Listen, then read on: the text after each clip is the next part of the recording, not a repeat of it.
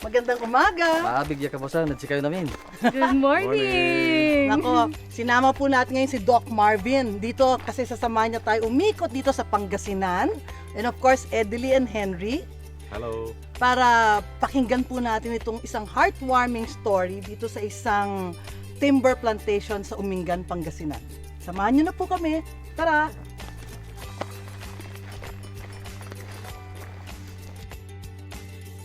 Alam mo, nung sa Madrid Fusion, we saw these interesting products.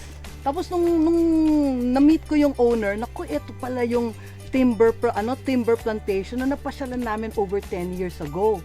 So ngayon, sinama naman natin sila para ma-meet itong mga owners, si Mario Jr. at saka si Marco.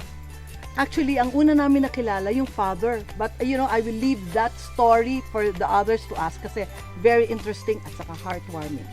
Go guys! How did your father conceptualize this whole business ba? Bakit niya naisip na magtanim ng maraming puno? Yung sa pagtanim ng puno, ano yan matagal na kumbaga dream ng aming tatay. Nag-work pa lang siya, nag-iipon na siya para eventually pag tanda niya, yun nga, magkaroon siya ng sarili niyang farm, sarili niyang plantation. Yun yung end goal niya. So siguro na rin yun, naisip niya na rin para sa amin na rin, sa kinabukasan na rin namin yun sometime down the line. Lahat ng kanyang savings, lahat ng kanyang income dito niya na nilagay. Talaga? Oo. And it turned out napakagandang investment. Right. Henry, Oo, nagulat din kami. Long term nga. Yeah. Oo, daig pang stocks. Ayun nga ang sinasabi ng iba. In the right hands. In the right, Yes, in the right, hands. hands. Kasi kung sila naman ang ginawa lang nagputol at nagbenta, Correct. Mm. 'di ba? Wala. Pero kayo ibang ginawa nyo. Paano napunta sa ganung line na ang gaganda ng mga products? We realized, lang kami kung tutuusin nyo, 60 hectares lang po kami. So, maliit lang. Oo, In hindi the kaya grand yung, scale of oo, things. hindi Oo, kaya yung kasi malaking. yung mga big factories na existing ngayon, yung 60 hectares siguro supply lang nila yun for 3-4 months, ganyan. So yung sa amin naman kasi, inisip namin, sayang naman yung yung 20 years na hinintay ng tatay namin, isang bagsakan, wala na. Tapos magtatatim ulit kami Wait na naman. from scratch. Oo. So hindi siya magiging sustainable. Oo. So nag-isip kami ng ibang direction kung paano i-approach yung finished products ng mga kahoy namin. Anong type ng mga trees ang meron kayo? Ang tinanim namin is Honduras mahogany, is the Brazilian mahogany, teak, Tectona grandis, and the Jamelina. All of these are exotic species. Oo. But we also have Nara, Camagong, Molave, spread all throughout. All of our trees na tinanim namin naka-register yan isa-isa, naka-inventory sa DNR.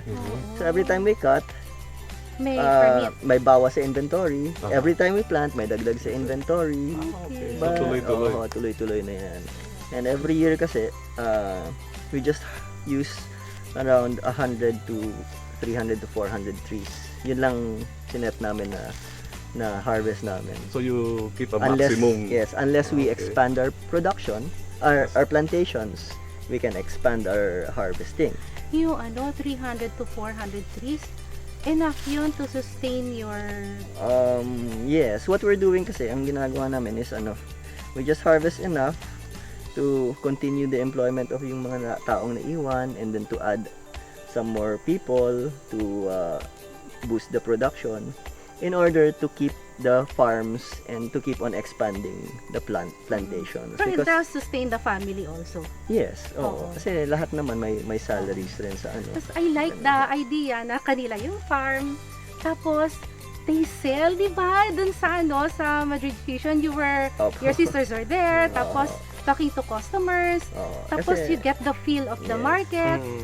'di ba? Tapos you have innovative products. Ang swerte ng father nyo, Natuloy. naengganyo niya kayo to enjoy and love the farm. Paano Oo. ginawa sa inyo? Because diba Sandy, we have Lahat a business, tayo. tapos ang for me, yung children ko hindi masyadong For us paano kasi ginawa ng exposed talaga kami. Every time, pag walang Every pasok, summer, andito kami. nandito kami. Ako, yun talaga ang gusto kong story dito. Yung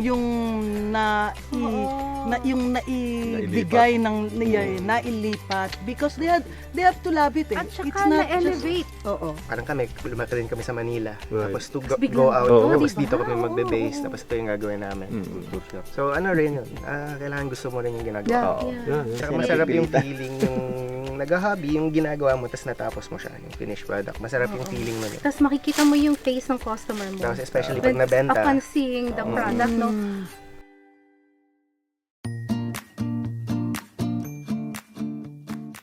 Ay nako, Edelie, nagpapasalamat tayo dito sa Yes, magkapatid na oo. Marco at saka Mario. Parting Thank you words rin. naman dyan. Yung tingin mong hindi mo nasabi pero gusto mo ma-impart sa ating listeners. Just plant more trees. Oo. Oo, di ba? Ikaw naman, simply said, how about you, Marco? it's never too late, it's never too early. Ikaw, Doc Marvin, ano naman ang nakuha mo dito sa trip natin na to? Maganda. Natutunan ko na sabi nila, the best time to plant a tree is 20 years ago. The second best What? time is Never now. too late, sabi nga nila. Oo. Ikaw, Henry, Well, I think ang natutunan ko rito is yung heritage, yung legacy ng pamilya na naintindihan. I think pati lolo, no ha? So several generations. So I think napakaganda yung learning na yon. And we would like to thank you gentlemen for that, for Thank you sharing rin it po to us. for visiting us. Edelie, ikaw. Ako naman, yung pinagyaman nila. Yes. In-elevate nila yung inumpisahan ng father nila. In-elevate nila into a world-class level business and product. So, nakaka-proud na we have this kind of products from Pangasinan. Mhm. Hindi po pinag-usapan yun. Meaning, talagang naipakita po natin or nakuha po nila yung tamang message na gusto natin ma-impart. So, please join us again next week for OA Ako,